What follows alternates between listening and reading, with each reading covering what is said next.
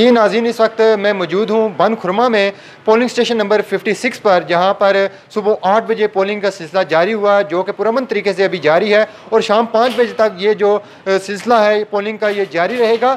यहाँ पर आपको बताते चलें कि साबिक़ वज़ीर हुकूमत चौधरी मोहम्मद सईद के नायल होने पर जो सीट मीरपुर की खाली हुई थी, उस पर ज़िमनी इलेक्शन 24 नवंबर को आज मुनक़द हो रहा है, जिसमें जो है पुरअमन तरीके से ये पोलिंग का सिलसिला जारी है। यहाँ पर पाकिस्तान तहरीक इंसाफ और मुस्लिम लीग नून के जो इंतखाबी कैंप हैं वो भी लगाए गए हैं, जिसमें कारकुनों की बड़ी तादाद यहाँ पर मौजूद है। यहाँ पर पुलिस के जो नफरी है वो भी मौजूद है, ताकि किसी भी पुरअमन सूरत हाल को बरकरार रखा जाए और नाखुशगवार वाक़े से निपटा जा सके।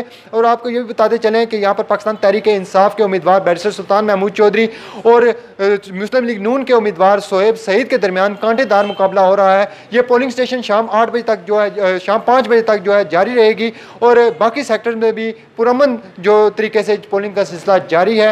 ये आहिस्ता आहिस्ता हम आपको साथ साथ बताते भी जाएंगे कि पोलिंग का क्या रिज़ल्ट आ रहा है और पुरअमन तौर पर जो पुलिस है वो किस तरह इस शफाफ अंदाज में पोलिंग का सिलसिला जारी रखे हुए है। जी।